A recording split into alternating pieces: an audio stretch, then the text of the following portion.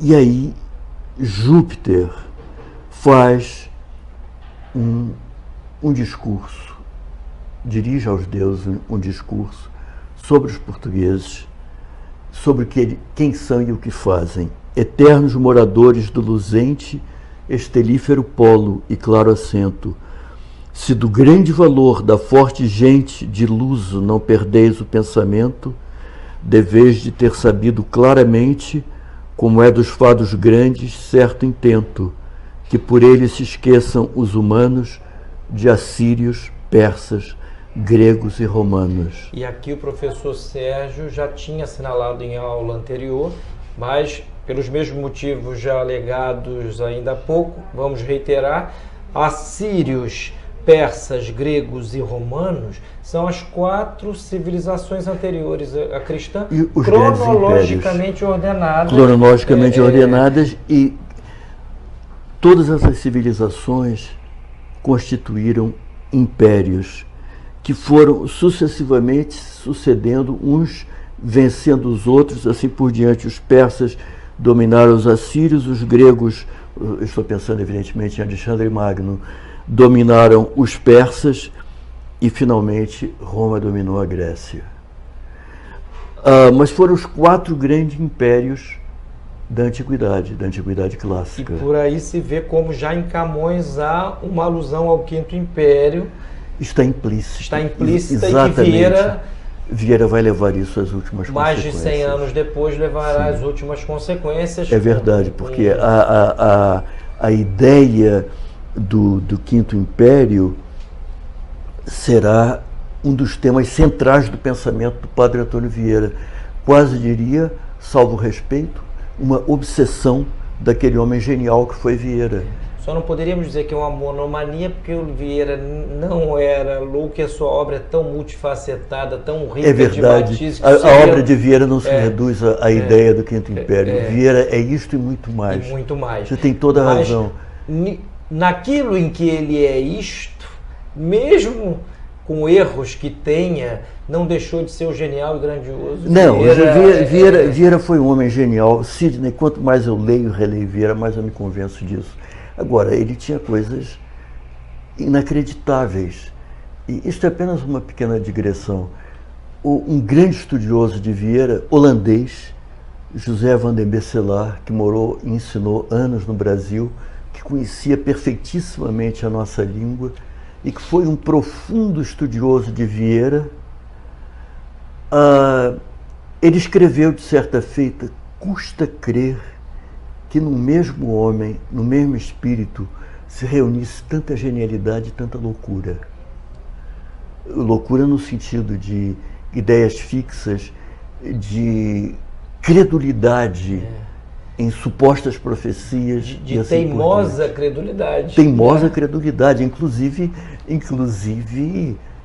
negando a evidência e o bom senso. Você sabe o que ele fez quando morreu do João IV, do João IV, né?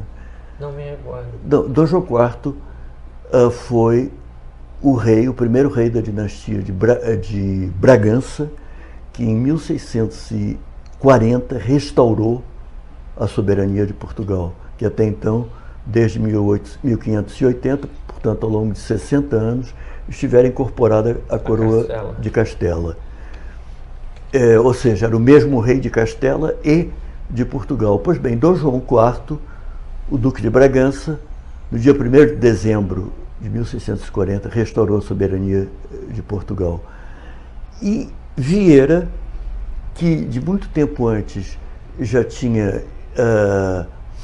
já lia e acreditava piamente em umas profecias de um sapateiro analfabeto de Trancoso, conhecido como Bandarra. Vieira estava convencido de que haveria de constituir-se no mundo um quinto império, que seria evidentemente chefiado por Portugal.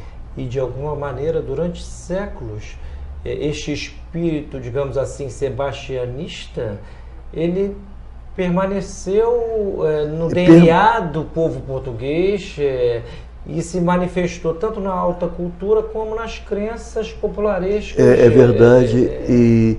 E se deixou vestígios, inclusive aqui no Brasil, no norte e nordeste do Brasil, entre cantadores de tradição oral muito antiga.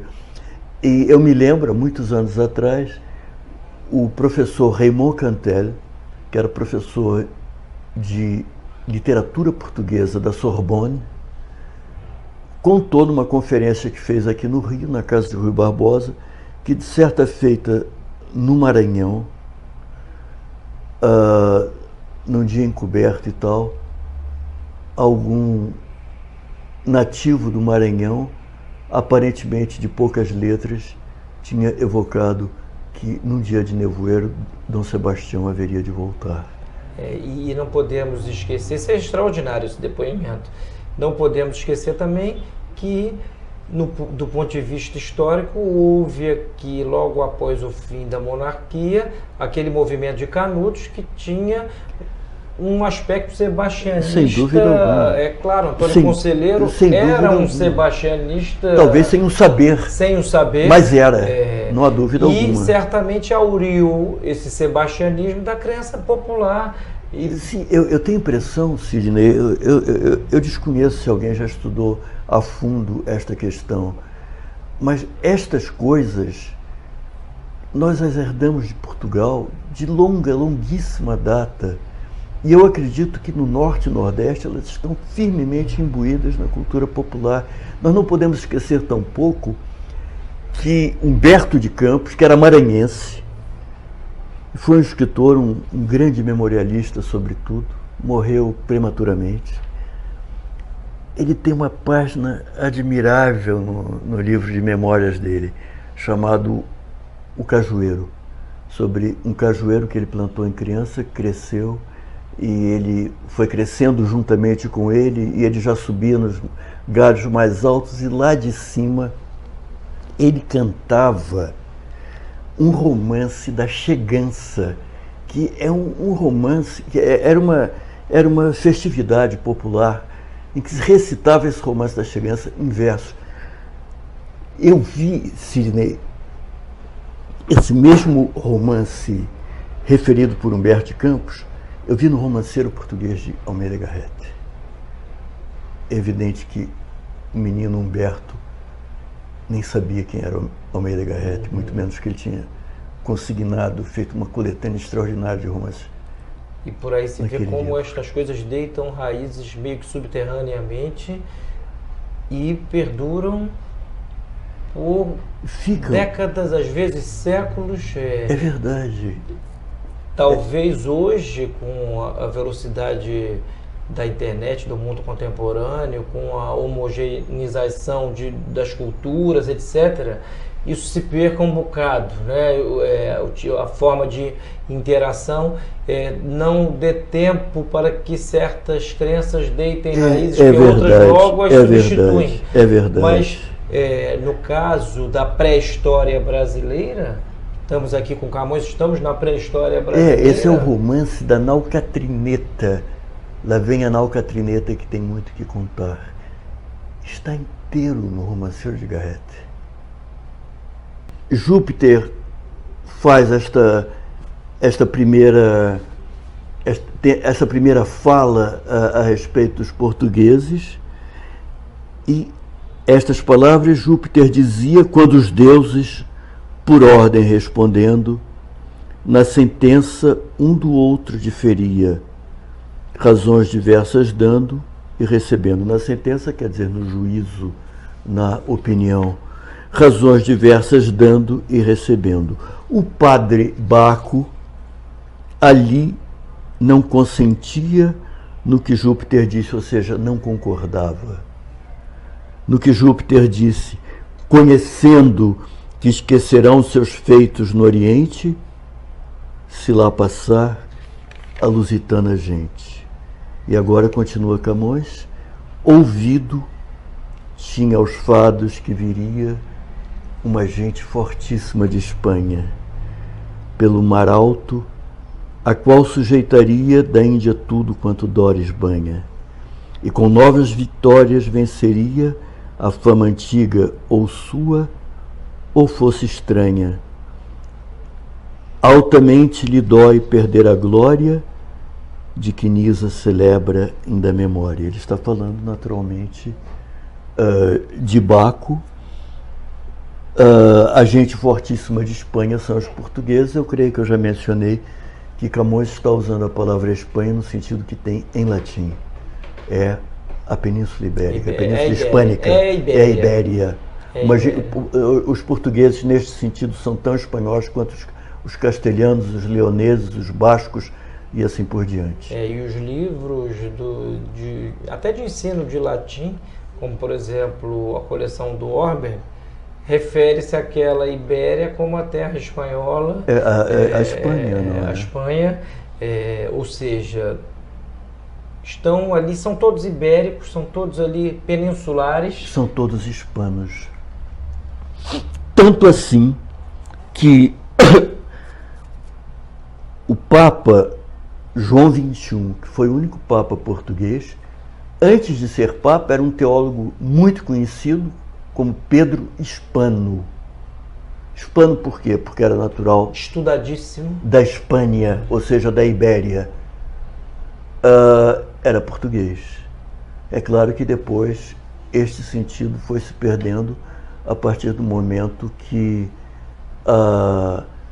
as nações da península, outras que não Portugal, assumiram o nome de Espanha, excluindo ipso facto Portugal, que rigorosamente falando não deixa de ser Espanha também, como nós vemos aqui. Se não me falha a memória,